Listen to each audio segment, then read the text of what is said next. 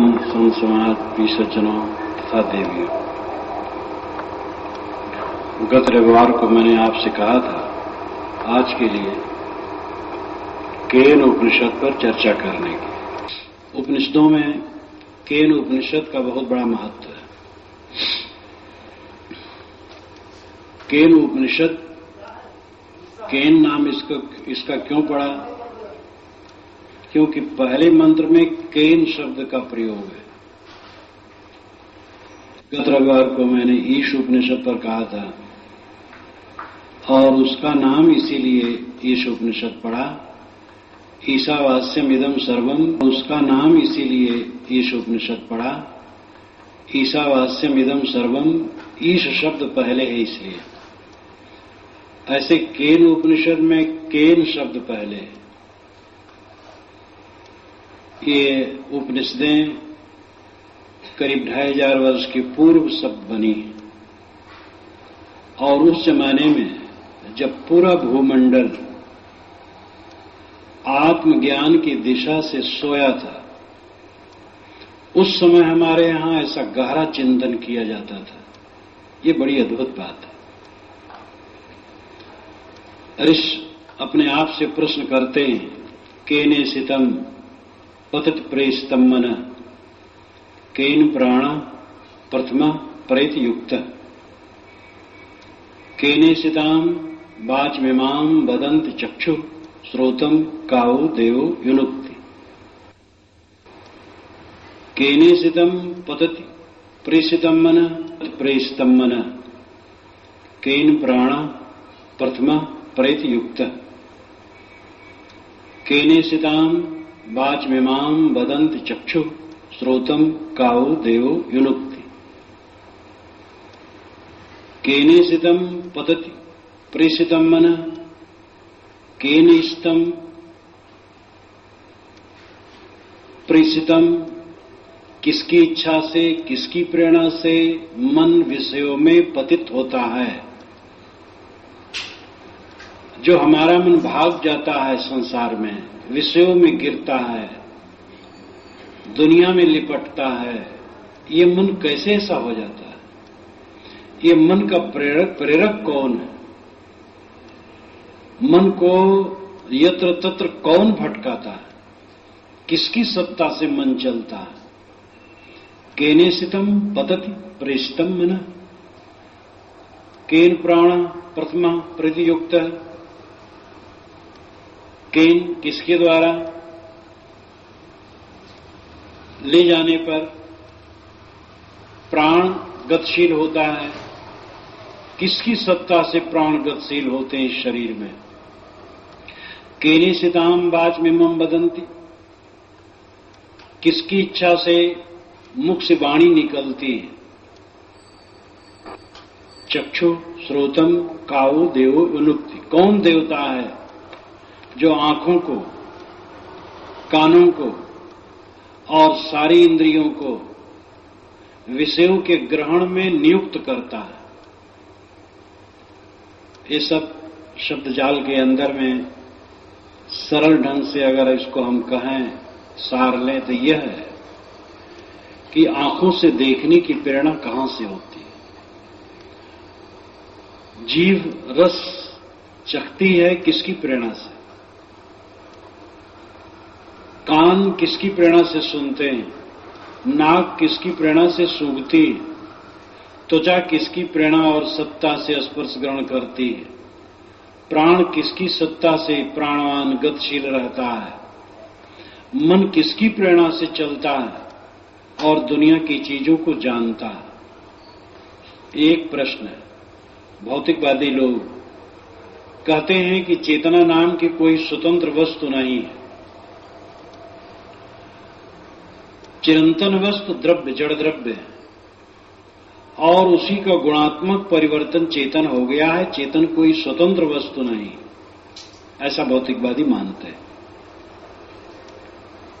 लेकिन जब ज्ञान युक्त क्रिया प्राणियों में वो देखते हैं तो उनका माथा ठनकता है। ये ज्ञान कहां से आता है? जब जड़ द्रव्य में ज्ञान नहीं है तो जड़ द्रव्यों के संयोग से ज्ञान कैसे आता है? इसीलिए कांट, वुंट, विर्सो, रेमंड, वेयर ये सब बड़े बड़े तार्किक भौतिकवादी लौट करके अध्यात्मवादी बने। हमारे यहां हजारों वर्षों के पूर्व इस पर सोच लिया गया था, इस पर प्रश्न किया गया, किसकी प्रेरणा से, किसकी इच्छा से मन चलता है? इंद्रियां अपने कामों में नियुक्त होती हैं। ऋषि स्वयं उत्तर देते हैं, स्रोतस्य स्रोतम मनसो मनो यद वाचो हवाचम साउ प्राणस्य प्राण। चक्षुषः चक्षु अतमुच्च धीरा प्रेतास्माल्लोकाद मृता भवन्ति। स्रोतस्य स्रोतम जो कान का कान है, मनसो मनो जो मन का मन है, यद वाचो है वाचम सौ प्राण से प्राण जो वाणी का वाणी है और प्राण का प्राण है। चक्षुषः चक्षु जो आंखों की आंख है, उसके द्वारा ये सब संचालित होता है। आंखों की आंख कौन है? जीव नर है, आत्मा नर है, तो आंख कांच की तरह शरीर में लगी रहे। जैसे कांच की आंख कहीं लगा दो, वो देख सकती नहीं। जब जीव निकल जाता है तो शरीर में कांच की आंख लगी रहती, कुछ नहीं देख सकते। इसलिए आंख की आंख आत्मा, प्राण का प्राण आत्मा, नाक की नाक आत्मा, जीव की जीव आत्मा, कान का कान आत्मा। ये आत्मा की प्रेरणा से ये सब होता है। जीव जब निकल जाता है तो दूसरे प्राणी भी, मानव के अतिरिक्त प्राणी भी ये समझ जाते हैं कि इसमें से सारतत्व निकल गया, और अनाड़ी से अनाड़ी लोग भी जीव के निकल जाने पर इस शरीर को मिट्टी कहते हैं। जब देह से आत्मा निकल जाती है तो देह को कोई भैया और बप्पा नहीं कहता, पत्नी और पति और बच्चा नहीं कहता। सभी लोग कहते हैं मिट्टी पड़ी है और इसका क्रियाकर्म कर दो। कोई नहीं कहता भैया लेटे हैं, पिता लेटे हैं, पत्नी लेटी है, पति लेटा है, कोई नहीं कहता। जिससे संबंध है वो आत्मा से, चेतना से, ज्ञान तत्व से। इसलिए ऋषि कहते हैं जो प्राण का प्राण है, आंख का आंख है, मन का मन है, वो आत्मा है। उससे ये शरीर संचालित होता है। लेकिन ऋषि उसी के साथ और बता देते हैं, अतमुच्च धीरा जो विवेकवान होता है, अतमुच्च इसको अत्यंत ढंग से त्याग देता है इनके विषयों को। तब क्या होता है? प्रेतास्माल लोकाद मृता भवन्ति। वो इस संसार से छूट करके अमृत हो जाता है। वह केवल जिज्ञासा की पूर्ति नहीं करते, किंतु एक अमर धाम का दरवाजा भी बताते हैं। प्रश्न आया था कि आंखें किसकी सत्ता से देखती, कान किसकी सत्ता से सुनते, मन किसकी सत्ता से विषयों में भटकता है। हमारे पास 5 ज्ञानेंद्रिय और छठा मन है, इसलिए 6 इंद्रिय भी कहा जाए तो गलत नहीं। बौद्ध लोग इसको षडायतन कहते हैं, 6 आयतन। बौद्धों के अतिरिक्त लोग 5 ज्ञानेंद्रिय और छठा मन कहते हैं। अंतःकरण और बाह्य करण रूप में बांटते हैं। करण कहते हैं जानने के साधन को, अंतः कहते हैं भीतर को। अंतःकरण नाम भीतरी जानने के साधन, और बाह्य करण का मतलब है बाहरी जानने के साधन। आंख, नाक, कान, जीभ, चाम, ये बाहरी शब्द स्पर्श रूप रस गंध विषयों के जानने के साधन है, करण। और अंदर के सुख दुख, हानि लाभ, हर्ष शोक, इस सबको जानने के साधन अंतःकरण। अंतः भीतरी करण साधन मन है। बौद्ध लोग कहते हैं षडायतन, इन्हीं छहों से हम संसार को जानते हैं। तो ये छा जिससे प्रेरित होते हैं वो आत्मा, वो आप जो सबके अंदर में आपा बैठा मैं हूं। ये जो मैं तत्व है, आत्म अस्तित्व है, सबके अंदर में बैठा है और उसी की प्रेरणा से इंद्रियां चलती हैं। इसलिए ऋषि कहते हैं तुम कायर मत बनो इंद्रियों के जीतने में। अगर तुम न चाहो तो आंखें कैसे देखेंगी? कोई गलत दृश्य देख रहे हो, तुम्हारा मन लुलुप हो गया है, तुम अपने को समझ जाओ, आंखें कैसे उधर देखेंगी? आंखें बंद हो जाएंगी। विवेकवान के सामने गलत दृश्य आए तो उसकी आंखें मानो बंद हो जाती है, उधर वो देखता ही नहीं, गलत शब्द सुनता ही नहीं, गलत स्वाद चखता ही नहीं, गलत स्पर्श करता ही नहीं, वो गलत से हट जाता है। अतमुच्च धीरा, धीर वह है जो अपनी इंद्रियों को उन विषयों से निकाल दे। विषयों का उपयोग तो करना होगा। विषय शब्द कोई विषय कह देने से कोई गंदी बात नहीं होगी। हम देखते हैं, दीवार देखते हैं, एक विषय है, रूप विषय है। पवित्र पुरुषों के दर्शन करते हैं, वो भी रूप है, वो भी विषय है। शब्द सुनते हैं, ज्ञान की बात सुनते हैं, ये भी विषय है। विषय यानी शब्द, स्पर्श, रूप, रस, गंध, उसमें दूषित होते हैं और पवित्र होते हैं, कल्याणकारी होते हैं, अकल्याणकारी होते हैं। हमें चाहिए जो शरीर की रक्षा के लिए उपयोगी हो उन विषयों का उपयोग करें, और आत्मा के कल्याण के लिए जो उपयोगी हो उनका उपयोग करें। जो हमारे शरीर के लिए ही नुकसान करें, जो आत्मा का पतन करें, ऐसी चीजों का उपयोग न करें। नीचिर विवेक करना पड़ेगा। ये नहीं चलेगा कि आप आंखें बंद कर लें और ऊपर से सीमेंटेड कर दें, जीभ को सिल दें, इंद्रियों को बंद कर दें। ये संभव नहीं। इंद्रियों से व्यवहार करना पड़ेगा। इसीलिए ऋषि कहते धीरा, धीर बनना पड़ेगा, धैर्यवान, विवेकी। देखो गलत न देखो, खाओ गलत न खाओ, सुनो गलत न सुनो, छुओ गलत न छुओ। जिससे मन चंचल हो, विकारी हो, उद्वेगित हो, राग और द्वेष की वृत्ति बने, विषमता आए, अशांति आए, ऐसा प्रयोग इंद्रियों से न करो। जब साधक इस ढंग से हो जाता है, ऐसा प्रयोग नहीं करता है, अतमुच्च, वो अत्यंत रूप से उससे अलग हो जाता है मानो। तो प्रेतास्माल लोकादमृता भवन्ति।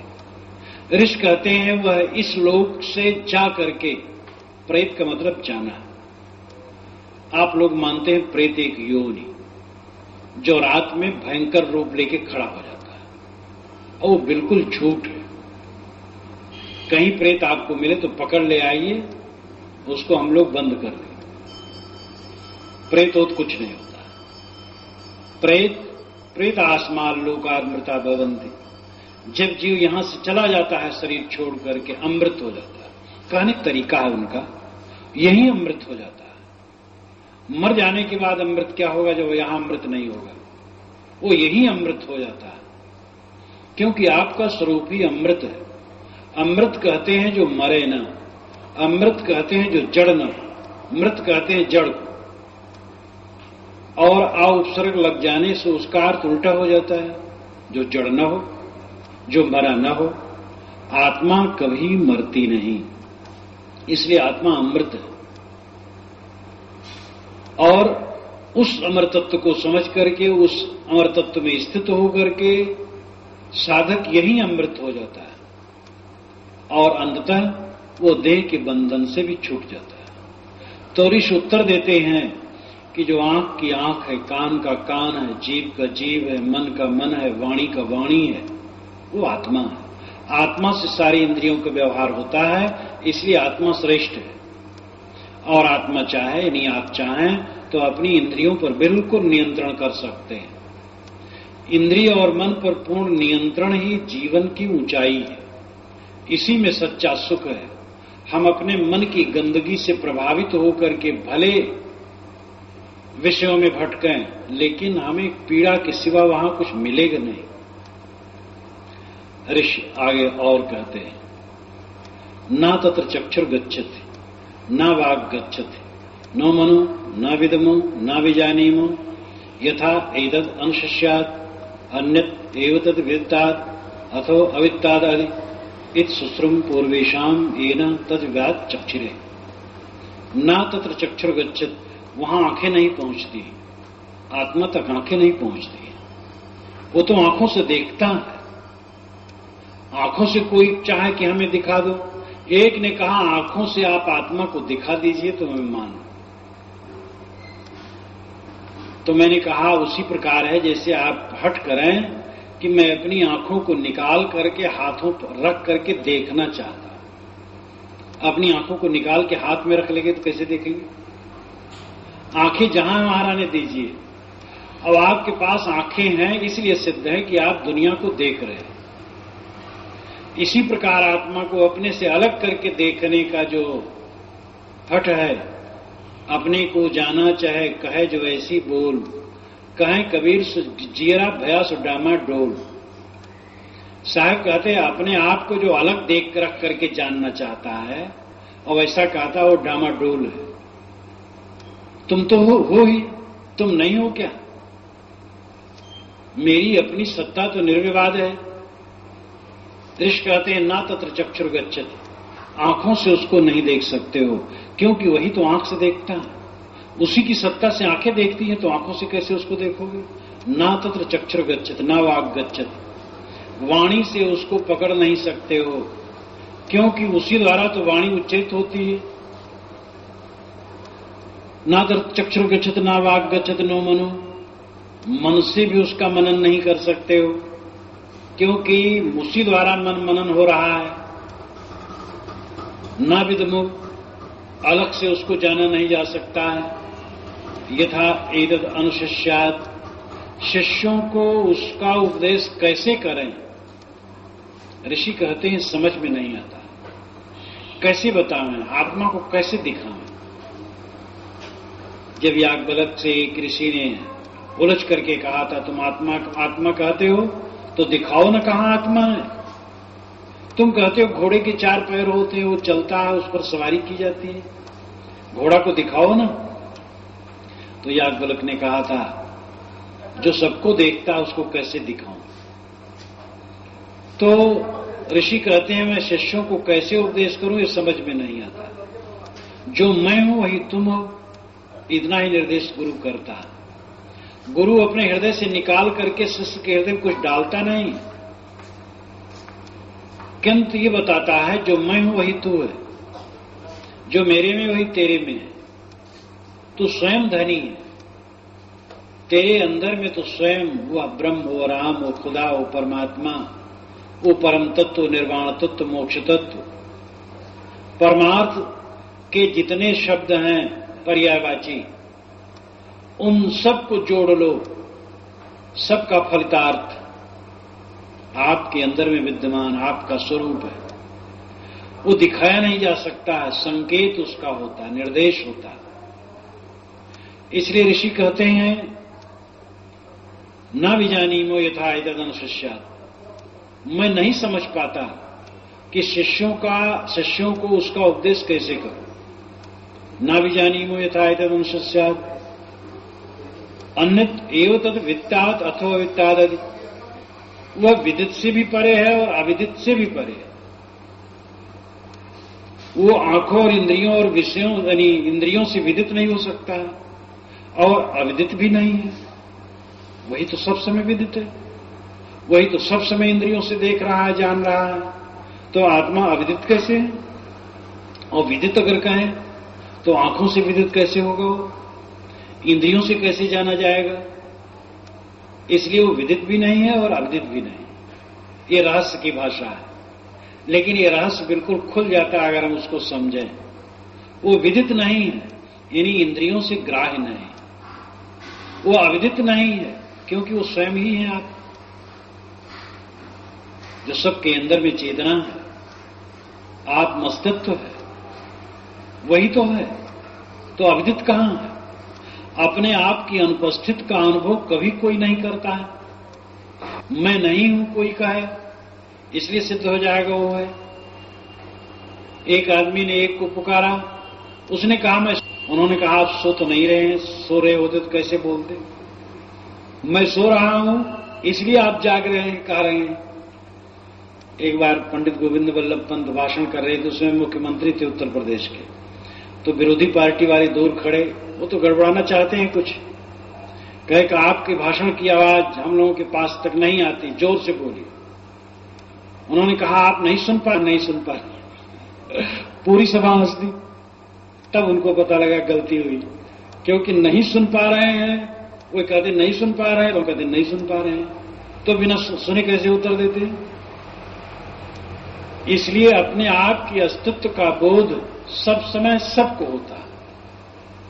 तो ऋषि कहते हैं वो अविदित नहीं है और विदित नहीं, आंखों से देखा जाए संभव नहीं, लेकिन वही प्रेरणा देता है आंखों से देखने के लिए। इसलिए विदित और अविदित से दोनों पढ़े। इत्सुश्रुम पूर्वेशाम येन तद्व्यात् चक्षुरे। ऋषि कहते हैं हमारे पूर्वजों ने इसी ढंग से हमें समझाया और हम भी इसी ढंग से कह रहे हैं। अपरोक्ष आत्मा, अपरोक्ष ब्रह्म की तरफ ही अर्थ लगाया जाएगा तो ऐसे ही हो। परोक्ष ब्रह्म की तरफ जब अर्थ लगाया जाएगा तब फिर उपगूढ़ हो जाएगा, क्योंकि वहां इंद्रियां नहीं पहुंच सकती, हम जानते नहीं हैं, शिष्यों को कैसे उपदेश करें, यह कह करके चुप हो जाना पड़ेगा। लेकिन ये जो लाइन है अपरोक्ष ब्रह्म की, यानी आत्मा की, केने सितम पतत प्रेषितम मना, ये पहला प्रश्न है। किसकी प्रेरणा से, किसकी इच्छा से मन होता है, और ये प्राण कैसे गतिशील होता है? केने सिताम बाज में मम बदंत चक्षु, किसकी प्रेरणा से वाणी निकलती है और आंखें देखती, और श्रोतम का उदेयो युनुक्ति, कौन देवता है जो कान को लगाता है सुनने में? और उसके उत्तर में ऋषि श्रोतस्य श्रोतम मनसो मनो यद वाचो ही वाचम इत्यादि कहते हैं। जो मन का मन है, वाणी का वाणी है, और स्रोत का स्रोत है वो आत्मा। इसलिए आत्मा को अलग से उठा करके जानने की चेष्टा मत करो, आप हैं। जो खास बात है वो यह है कि मन इंद्रियों को वश में करना, जिसके लिए ऋषि ने बताया कि अतमुच्च धीरा, विवेकवान पुरुष अपने आप को मूंज में से सीख निकाल लेने के समान विषयों से निकाल लेते। वह गलत व्यवहार इंद्रियों की नहीं करते, गलत व्यवहार मन से नहीं करते, जीवन जीते हैं। लेकिन पानी में जैसे कमल होता है, पानी में लिपायमान नहीं होता, तैसे अपने आप को निर्लिप्त रखते। और जीवन जीने का यही तरीका और कोई तरीका नहीं। ये हाय बप्पा हाय दैया मिट नहीं सकता है आत्मबोध बिना। जो आप चाहते हैं वो होगा नहीं। आप चाहते हैं परिवार के लोग आपके रुचि के अनुसार सब नाचते रहें, वो कभी होने वाला नहीं। आप चाहते हैं आपका शरीर बिल्कुल निरोगी रहे, इसमें सिकन भी न आए, बाल भी उजले न हो और दांत भी न उखड़े, ये संभव नहीं। जो हम अनुकूलता चाहते हैं वो प्रतिकूलता के रूप में बदल रही है और निरंतर बदलती जा रही है, बदल के रहेगी। हमें कभी प्रतिकूलता न मिले, अपमान न मिले, ये संभव ही नहीं। सुखी हम तभी रह सकते हैं जब मन को जीते, इंद्रियों को जीते। ऋषि आगे कहते हैं एक एक इंद्रिय पर यद वाचान्यभ्योदितम येन वागिभ्योदते तदेव ब्रह्मत्वं विद्ध नेदम यदमुपास्ते। प्रश्न हुआ कि ब्रह्म कहां है और क्या है? ऋषि उत्तर देते हैं यद वाचान्यभ्योदितम, जो वाणी द्वारा अभ्योदित नहीं हो सकता। अभ्योदित होना, प्रकट होना। वाणी से जिसको प्रकट नहीं कर सकते, वाणी से जिसको कह नहीं सकते, यद वाचान्यभ्योदितम येन वागिभ्योदिते, जिसके द्वारा वाणी अभ्योदित होती है, वाणी प्रकट होती है।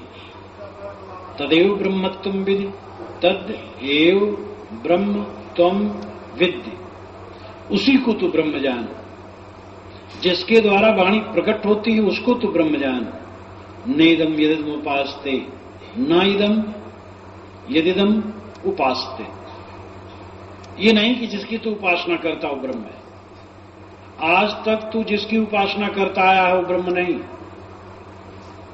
तू आंख से देख करके किसी मूर्ति की उपासना करता है, किसी लिंगी की उपासना शिवलिंगी की उपासना करता है, किसी ताजिए की उपासना करता है, किसी मकबरे का करता है, तो किसी स्तूप का करता है, तो किसी गंगा जमुना का करता है। ऋषि कहते हैं नेदम यदिदम उपासते, नेदम यदिदम न इदम यदिदम उपासते, ये जिसकी तू उपासना कर रहा हो ब्रह्म नहीं है।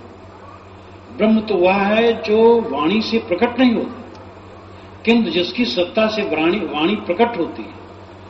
किसकी सत्ता से वाणी प्रकट होती है? अंतरात्मा। अंतरात्मा ही जब चाहती है बोलूं तब वाणी हिलती, जीभ हिलती। अंतरात्मा जब तक नहीं चाहती है वाणी हिल नहीं सकती है। जो मौन हो जाते हैं जीभ मजाल है कि बोल दे। खड़ेश्वरी हो जाते हैं, 12-12 बरस 16-16 बरस तक खड़े रहते हैं, उनके पैर में राग मवाद बहता रहता है, लेकिन ये क्या बल है पैर का कि बैठ जाए। जो एक हाथ उठाए रखते हैं 12 बरस तक एक हाथ उठाए रहे, हाथ सूख गया, हाथ में क्या शक्ति है कि वो नीचे आ जाए। अंदर का प्रेरिता इंद्रियों को जैसे चलाएगा वैसे तो होगा। फिर आप तंबाकू नहीं छोड़ सकते। 12 बरस तक लोग खड़े रह जाते हैं, आप तंबाकू नहीं छोड़ सकते, बीड़ी नहीं छोड़ सकते, पान नहीं छोड़ सकते, मांस नहीं छोड़ सकते, शराब नहीं छोड़ सकते। कैसे नहीं छोड़ सकते? जब लोग ऐसे ऐसे होते हैं कि 12-12 बरस तक खड़े हैं, 16-16 बरस तक हाथ ऊपर किए खड़े हैं, तो आप पान तंबाकू कैसे नहीं छोड़ सकते? अपने बल को समझें। आपद देश समारोह आपे, तीनों लोग हाँकते कापे। हनुमान चालीसा में मुझे ये चौपाई बहुत प्राणवान लगती। आपन तेज समारोह आपे, तीनों लोग हाँकते कापे। अपने तेज को संभाल लो, तीनों लोग आपके हाँक से कांपेंगे। तीनों लोग का मतलब है मन वाणी कर्म। ये तीनों पर आपका आधिपत्य हो जाएगा। अपने बल को समझिए, अपनी शक्ति को अपने तरफ लौटाइए। तो ऋषि कहते यद वाचान्यभ्योदितम, जिसके द्वारा वाणी प्रकट नहीं होती, येन वाग्यभ्योदते, जिससे वाणी प्रकट होती है, जो वाणी से प्रकट नहीं होती किंतु जिसके द्वारा वाणी प्रकट होती है, तदेव ब्रह्मत्वम विद्धि, उसी को तू ब्रह्म जान। नेदम यदम उपासते, जिसकी तू उपासना करता हो ब्रह्म नहीं। यन मनसा न मनते ये नाहुर मनोमतम, तदेव ब्रह्मत्वम विद्ध नेदम यदम उपासते। यन मनसा न मनते, मन द्वारा जिसका मनन संभव नहीं है, यन मनसा न मनते। ये नाहुर मनोमतम, ये कहा जाता है एन आओ, आओ नाम कहना। ऐसा कहा जाता है कि उसी के द्वारा मन मनन करता है, उसकी सत्ता पा करके मन मनन करता है। तदेव ब्रह्मत्वम विद्य, उसी को तो ब्रह्म जान जो मन का नियंत्रक है। नेदम यदम उपासते, और मन से सोच सोच करके जिसकी तो उपासना करता वो ब्रह्म नहीं। मालूम होता है कोई आधुनिक कह रहा, क्या हमारे ऋषि कम आधुनिक थे? हम ये सबको पढ़ना गुनना भूल गए।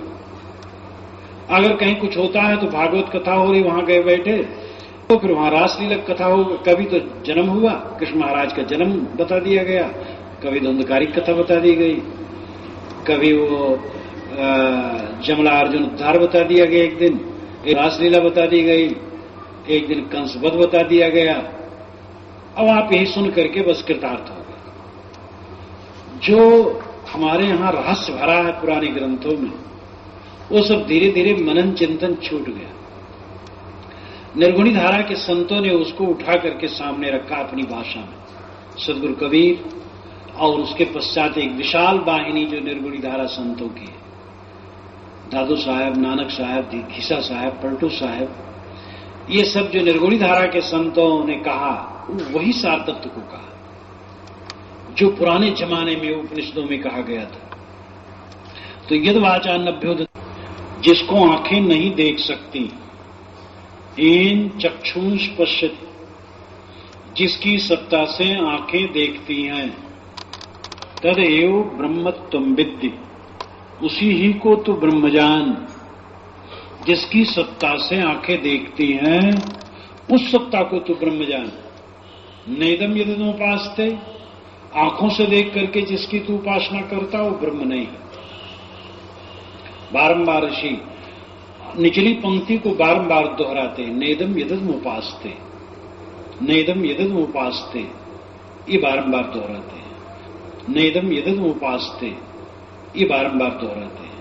तदेव ब्रह्मत्वं विद् नेदम यदमुपास्ते, तदेव ब्रह्मत्वं विद् नेदम यदमुपास्ते, ये बारंबार दोहराते हैं। नकारात्मक को लेकर के दोहराते हैं। नकारात्मक की जरूरत पड़ जाती है। जब लोग जड़ हो जाते हैं अंधविश्वास में और उसको सकारात्मक मान लेते हैं तो नकारात्मक भाषा में फटकारना पड़ता है, तभी वो छूटा। इसीलिए यहां 5 मंत्रों में नकारात्मक नकारात्मक कहते हैं। यह चक्षुषा न पश्यति, जिसको आंखों से नहीं देख सकते, एन चक्षुंष पश्यति, जिसकी सत्ता से आंखें देखती हैं। देखो आप नींद में होते हैं, सुसुप्त में आंखें कहां देखती हैं? कितने लोग तो सोते हैं आंखें खुली रहती लेकिन देख नहीं सकते, क्योंकि देखने वाला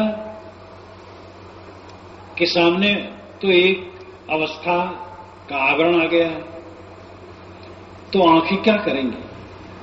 मन भी, हम बैठे रहते हैं बातचीत करते हैं, बातचीत करते करते मन हमारा कहीं अलग चला गया तो अगला आदमी जो कह रहा है उसको हम समझ नहीं पाते हैं, तो कहते हैं अच्छा जरा फिर से कहो। तो फिर से कहने मतलब हम ध्यान नहीं दिए। इसलिए मन का भी जो मन है, आंखों का जो आंख है, कान का कान है, जीव का जीव है, वो आत्मा है। इसको पहले कहा है। तो जो आंखों से नहीं दिखाई देता किंतु जिसकी सत्ता से आंखें देखती हैं उसको तो ब्रह्म जान। आंखों से देख करके जिसकी तू उपासना करता वो ब्रह्म नहीं। यत् प्राणे न प्राणति येन प्राणः प्रणीयते तदेव ब्रह्मत्वं विद् नेदं यदमुपास्ते। यत् प्राणे न प्राणति, जो प्राण से गतिशील नहीं होता, येन प्राणः प्रणीयते, किंतु जिसकी सत्ता से प्राण गतिशील होते, तदेव ब्रह्मत्वं विद्, उसी को तो ब्रह्म जान। नेदम यदमुपास्ते, प्राण से गतिशील तत्व की जो तू उपासना करता वो ब्रह्म नहीं। प्राण जिसकी सत्ता से गतिशील वो ब्रह्म है। उसको मैंने पहले कहा प्राण से प्राणा मंत्र आया था। चक्षु से चक्षु, मनसो मनो, जो मन का मन है, आंख है, प्राण का प्राण है, वो आपका स्वरूप है, आप है। ये मत समझिए आप है, वो आप ही, वो आत्मा, वो ब्रह्म। ऋषि कहते हो तुम ही हो। इसलिए अहम अस्मीत बारंबार उपनिषद में आता, अहम अस्मीत, मैं ही अहम ब्रह्मास्मि तत्त्वमस, अयम आत्मा ब्रह्म प्रज्ञानम ब्रह्म, ये उपनिषद की बराबर घोषणा। तो यद प्राणन न प्राणति, जो प्राण से गतिशील नहीं होता, एन प्राणः प्रणीते, जिसकी सत्ता से प्राण गतिशील होते हैं, तदेव ब्रह्मत्वं विद्य, उस आत्मा को तो ब्रह्म जान। नेदम यदमुपास्ते, न कि जिसकी तू उपासना करता है वो। ये श्रोत्रण न शृणोत, एन श्रोतमिदं श्रुतम तदेव ब्रह्मत्वं विद्य नेदम यदमुपास्ते, जो कान से नहीं सुनाई देता, जिसकी सत्ता से कान सुनते हैं उसको तू ब्रह्म जान। और कान से सुन करके जिसकी तू उपासना करता है वो ब्रह्म नहीं। इन 5 मंत्रों का। और उसके पहले न तच्चक्षुर गच्छत न वाक् गच्छत नो मनो न विद्मो न विजानीमो यथा एतदनुशस्यात्, या श्रोतस्य श्रोतम इत्यादि। ये सब का सार यह है कि हृदय मंदिर में बैठा हुआ आत्मा, जो आंख नाक, कान, जीभ, चाम सबको प्रेरणा देता है और मन को प्रेरणा देता वही ब्रह्म है। और कबीर साहब की भाषा में कहें तो वही राम है। कबीर साहब ने ब्रह्म बहुत राम कहा, क्योंकि वे वैष्णव परंपरा से जुड़े थे, स्वामी रामानंद से, और राम शब्द का उस समय बहुत प्रचार था।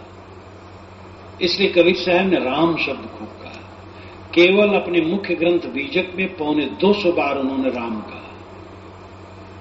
इसलिए जो अंदर में जिसकी सत्ता से सब हो रहा है, उपनिषद की ऋषि उसको आत्मा और ब्रह्म कहते हैं और कबीर साहब उसको राम कहते हैं। और वह राम, वो ब्रह्म, वो आत्मा, वो आप है। आप अपनी सत्ता और महत्ता को समझें। आप अपने को काट के अलग न करें राम से और भगवान से। अपने को हीन और तुच्छ न समझें। आप परम पवित्र, परम शुद्ध बुद्ध, परम कल्याणमय, जो आप चाहते हैं दुख की अत्यंत निवृत्त और परमानंद और परम शांत, वो आपका स्वरूप ही है। उसको पहचाने। इसीलिए ऋषि कहते हैं नेदम यदम उपासते, जिसकी तू उपासना करता हो ब्रह्म नहीं। ब्रह्म तो वह है जो सबको प्रेरणा करता है और तू ही। आगे और आत्मा के विषय में वो जोड़ डाल करके और खुलासा करते हैं। प्रतिबोध वित्तम मतम अमृतत्वम ही विन्दते, आत्मना विन्दते वीर्यम विद्या विन्दते अमृतम। प्रतिबोध वित्तम मतम, प्रतिबोध से जो विदित है वही मत है, वही ज्ञान है। प्रति कहते हैं लौटने, जैसे प्रतिबिंब, प्रतिध्वनि, प्रतिक्रिया, प्रतिबल, प्रतिनाम उठना, बोध और प्रतिबोध। यहां बोध का अर्थ है दृश्य को जानना और प्रतिबोध का अर्थ है दृष्टा को जानना। दृष्टा और दृश्य दो, जो दिखाई दे वो दृश्य है और जो देखे वो दृष्टा है। ये सारा प्रपंच दिखाई देता है, ये दृश्य।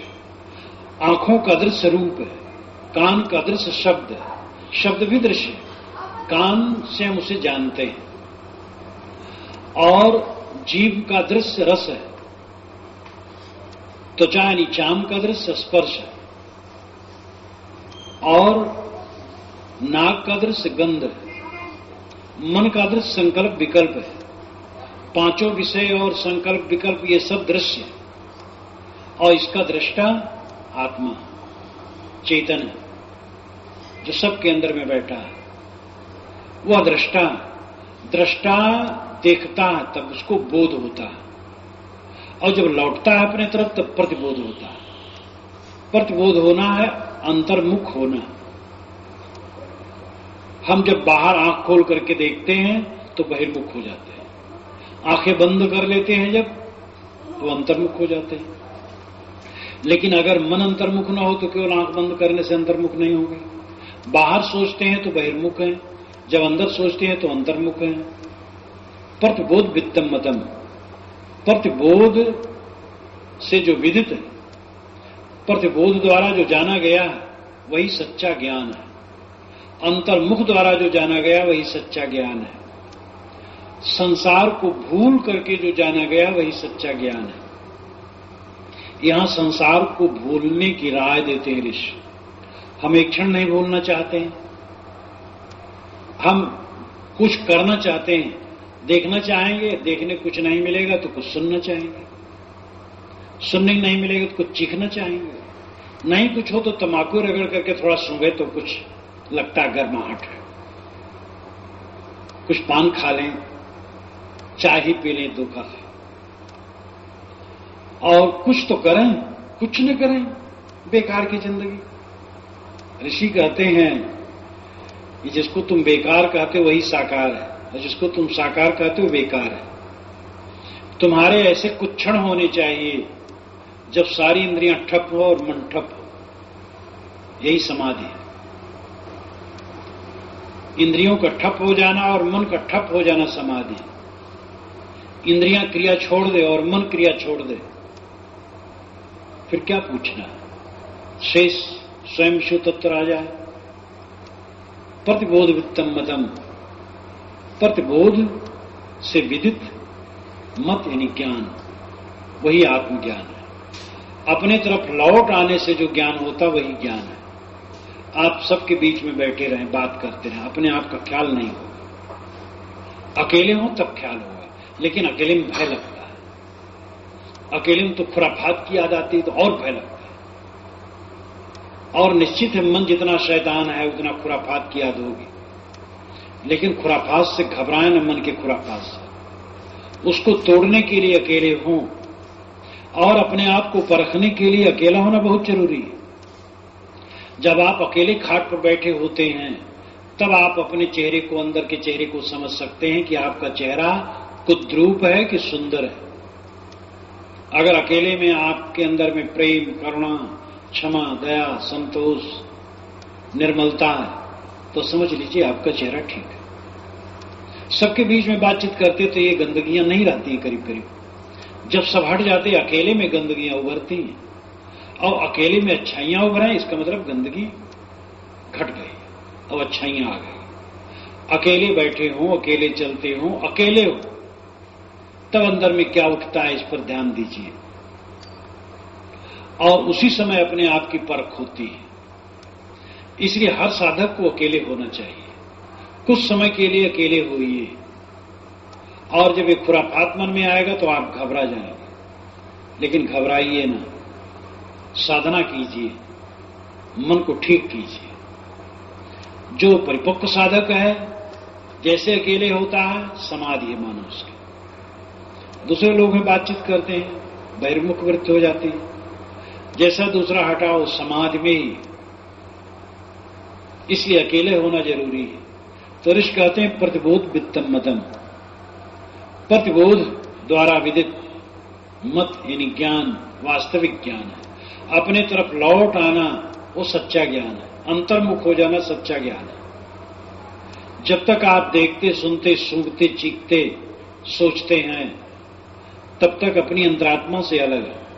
देखना, सुनना, सूंघना, चीखना, सोचना छोड़ दे, बस तब अंतरात्मा में आ जाए। शरीर के लिए देखना, सुनना, सूंघना पड़ेगा, व्यवहार करना पड़ेगा, लेकिन उस व्यवहार में भी अनासक्त रहे।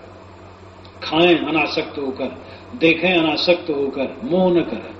सौंदर्य एक धोखा, सौंदर्य बहुत थोड़े दिन रहता है। इस पर तो मैं बारंबार आपसे कहा करता हूं, जिनके शरीर में सुंदरता है कितने दिन, 4-6 वर्षों में बस सुंदरता बह जाती है। और एक सुंदर आदमी दिन भर में कई बार असुंदर लगता है। कभी तो नहा धो लिया, थोड़ा चुस्त हो गया, सुंदर लगता है, और लेटा हो, लेट करके उठा हो, सुंदर नहीं लगता। कहीं धूप से आया हो, सुंदर नहीं लगेगा। पसीना आ गया हो, सुंदर नहीं लगेगा। सुंदरता एक धोखा है। हम सदैव सावधान रहें, मन को पतित न होने दें, मन को संभाले रहें, इंद्रियों को संभाले रहें। यही मनुष्य की वीरता है, इसी में उसे सच्ची शांति मिलेगी। प्रतिबोध वित्तम मतम, अपनी तरफ लौट आना आत्मज्ञान है।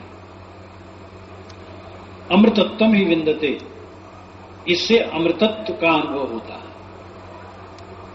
अपने तरफ लौट आने से अमृतत्व का अनुभव होता है।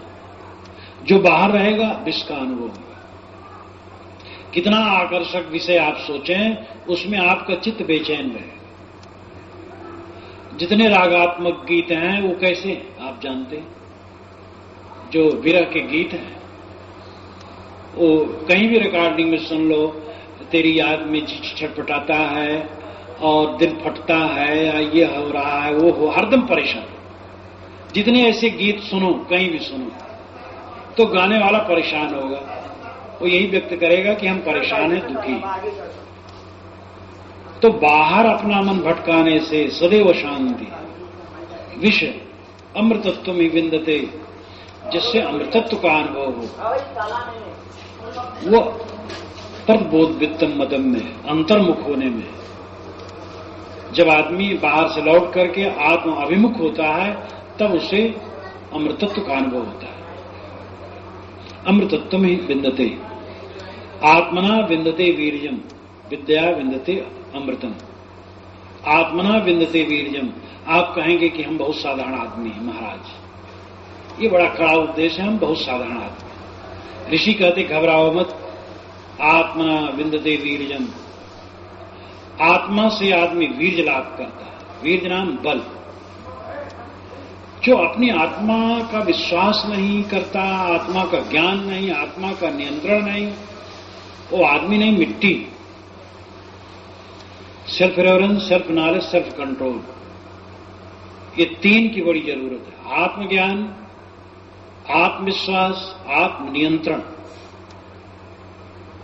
और जो अपनी आत्मा की महत्ता को समझता है, जो समझता है कि मैं विकारों को दूर कर सकता हूं, मैं इसी जीवन में पूर्ण शुद्ध बुद्ध हो सकता हूं, मैं कृतार्थ हो सकता हूं, वही हो सकता है।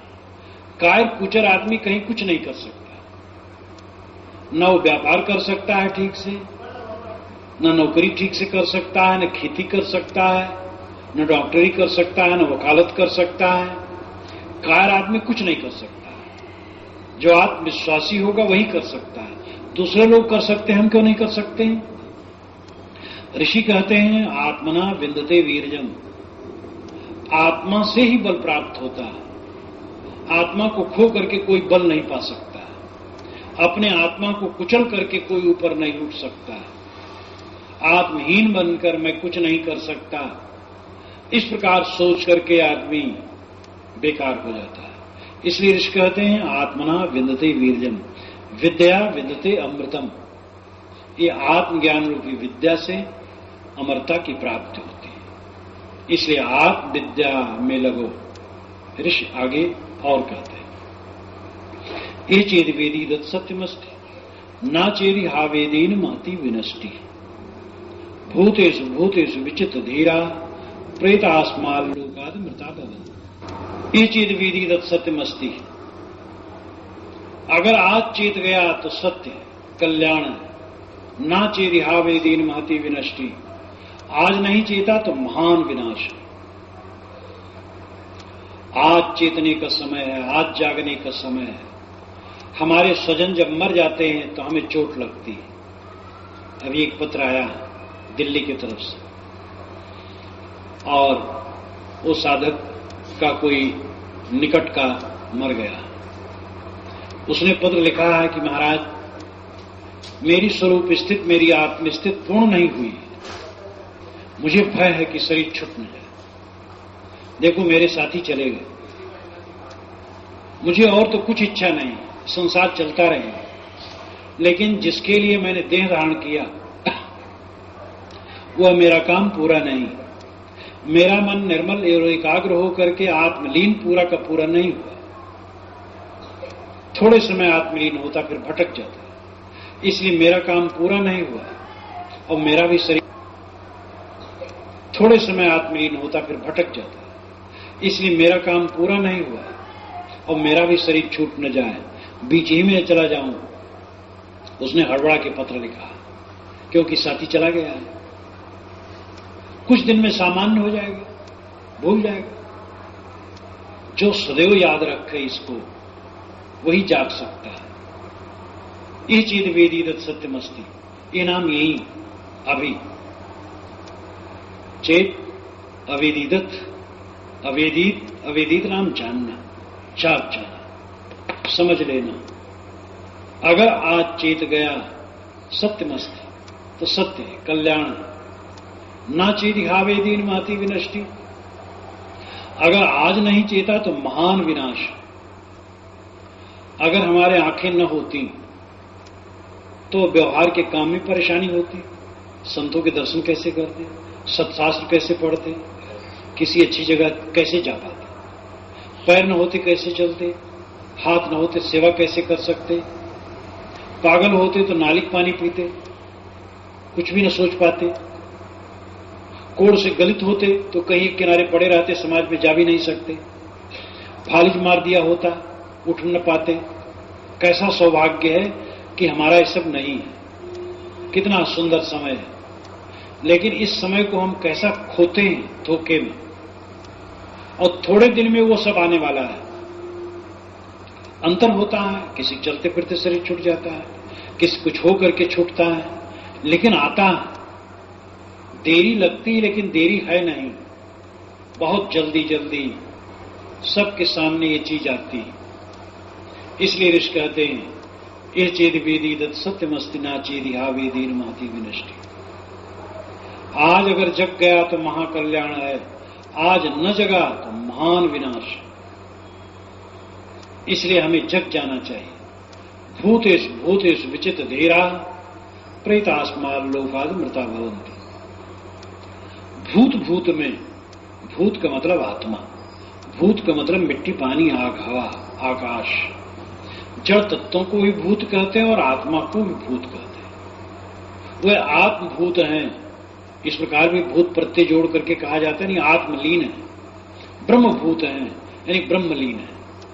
तो भूत प्रत्यय भी लगता है जो लीनता के लिए भी प्रयोग होता है। लेकिन भूत मानते हैं लोग जो काला काला होता है और रात में आता है, क्योंकि जिनके दिमाग में रात है उन्हीं को भूत आता है। अगर दिमाग में हमारे रात न रह जाए तो भूत चला जाएगा। भूत प्रेत नाम की कोई चीज नहीं, चुड़ैल नाम की कोई चीज नहीं है, और ये सब दिमाग में बिल्कुल नहीं रखना चाहिए। ऋषि कहते भूतेषु भूतेषु विचित्र धीरा।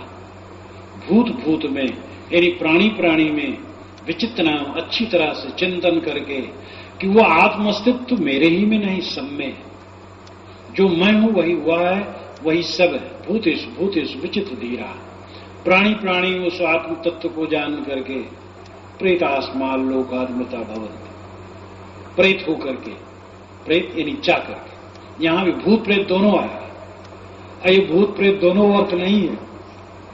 भूतेषु भूतेषु विचित्र धीरा प्रेतास्माल लोकात्मता भवन्ति। भूत भूत नाम प्राणी प्राणी में उस आत्म तत्व को जान करके प्रेत अस्माल लोकात्मता भवन्ति, इस लोक से जा करके, प्रेत नाम जा करके अमृत हो जाता है।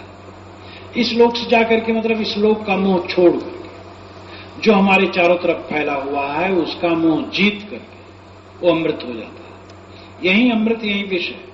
हम शरीर में और शरीर के इर्द गिर्द फैले हुए प्राणी पदार्थों में मोहग्रस्त हैं तो मानो मरे हुए, और इन सब में हम अनासक्त हैं तो अमृत है।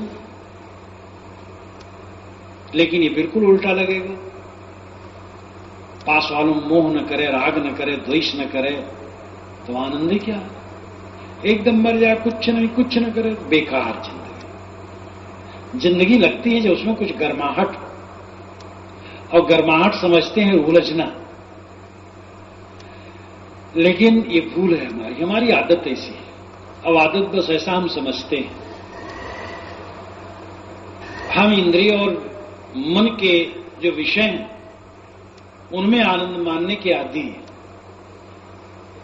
जब उससे हट करके प्रतिबोध वित्तम मतम अमृतत्वम ही विंदते, जब हम प्रतिबोध में आएंगे, अपने तरफ लौटेंगे, आत्मलीन होंगे, उसका सुख जब अनुभव में आ जाएगा तो सब फीका हो जाएगा। कहां विषय को भोग, परम भोग एक और है, जाके होत संयोग नियत लागत इंद्रपद। ये भरतहरि जी के श्लोक का अनुवाद है। कहां विषय को भोग, परम भोग एक और है। ये इंद्रियों से जो विषय दी भोग में क्या कीमत है।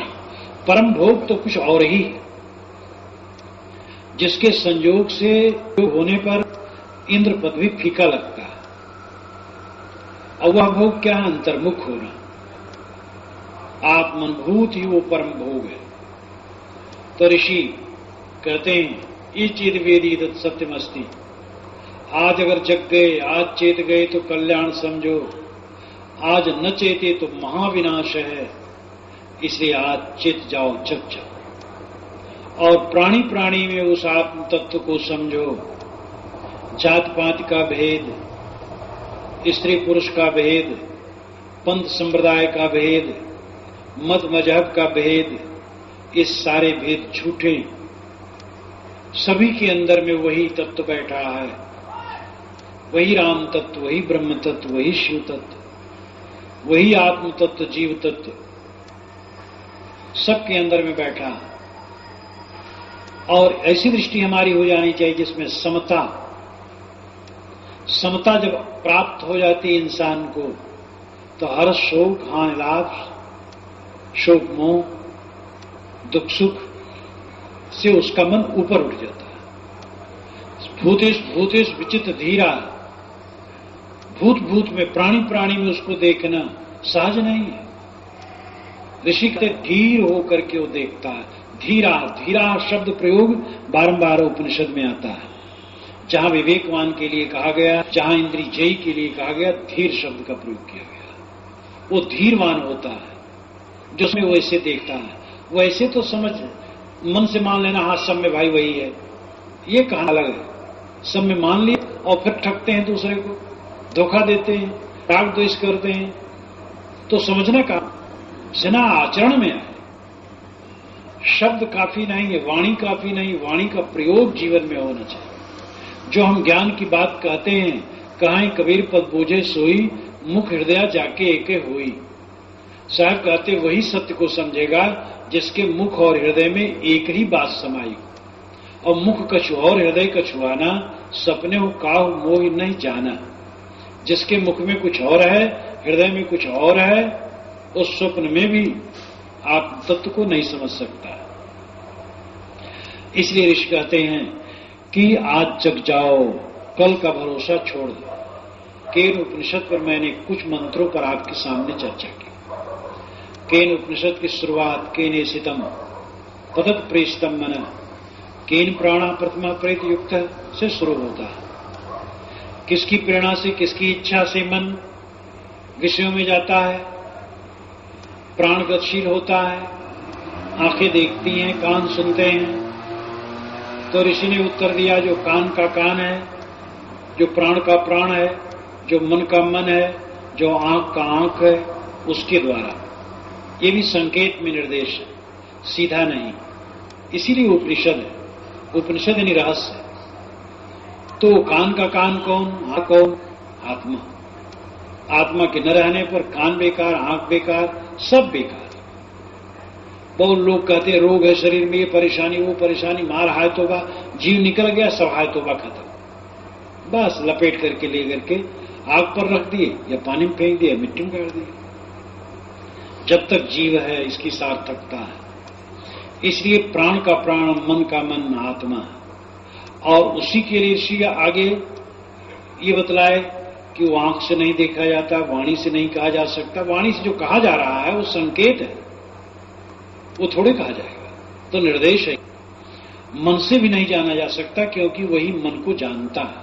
और इसी की व्याख्या में 5 मंत्र मैंने कहा, नेदम यदम उपास्ते वाला, तदेव ब्रह्मत्वम विद नेदम यदम उपास्ते, यानी जो वाणी से नहीं व्यक्त होता किंतु जिसके द्वारा वाणी व्यक्त होती है, जो मन से नहीं जाना जाता किंतु जिसके द्वारा मन जाना जाता है, जो आंखों से नहीं देखा जा सकता, जिसकी सत्ता से आंख देखती है, जो प्राण से गतिशील नहीं होता किंतु जिसकी सत्ता से प्राण गतिशील होते हैं, जो कान से सुनाई नहीं दे सकता किंतु जिसकी सत्ता से प्राण सुनते हैं, उसको तो ब्रह्म जान, यही वो आत्मा है। और उसी को थोड़े में ऋषि ने कहा प्रतिबोध वित्तम मतम।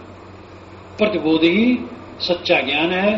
प्रति मैंने आपसे कहा लौटना, और आप सब पढ़े लिखे हैं, इसका अर्थ आप स्वयं जान सकते हैं। प्रतिबिंब, प्रतिध्वनि, प्रतिबल, प्रतिक्रिया, प्रति यानी लौटना, बोध नाम जानना, प्रतिबोध लौट करके जानना, अपने तरफ लौट आना। और अपने तरफ लौट करके जब अपनी आत्मा को जाना जाता है तब अमृतत्व में विंदते, अमृतत्व अमरता की प्राप्ति होती है। और आत्मना विंदते वीर्यम, ऋषि आपको साहस देते हैं कि घबराओ मत। आत्मा से ही आदमी बलवान होता है। आत्मा पर विश्वास करके ही आदमी उठ खड़ा होता है। उत्तिष्ठम जागृत परापरानि बोधो, ये भी उपनिषद में कहा गया आगे, कठ उपनिषद में। उठो जागो, महापुरुषों के पास जाओ और बोध प्राप्त करो। और फिर अंत में ऋषि कहते हैं, ये चेद वेदी दत्त सत्यमस्ति ना चेद आवेदीन माती विनष्ट। आज जग गया तो कल्याण है, आज न जगा तो महाधोखा है। इसलिए हमें आज जग जाना चाहिए। ज्ञान की बात सुनकर, सत्साहित्य में पढ़कर, किसी की मृत्यु होने से थोड़ी हमारी आंखें खुलती हैं। लेकिन ये ज्ञान की बात जब निरंतर रहे, तब जीवन में सार्थकता आती है। इसलिए जो आप यहां सुनते हैं, इसको बनाए रखने के लिए घर में सद्ग्रंथ पढ़ें। जो ऐसे ज्ञान की पुस्तकें उसको पढ़ें रोज और ध्यान करें, मन को एकाग्र करने का अभ्यास करें और उसकी चर्चा करें और बराबर सुनें, समझें और इसके फलितार्थ में अपने मन और इंद्रियों को जितना संभव हो प्रपंचों से अलग करने की चेष्टा रखें। एकाग्रता का अभ्यास करें, अंतर्मुख हो। जब ये सारा प्रयास चलेगा तो धीरे धीरे वासनाएं क्षीण होंगी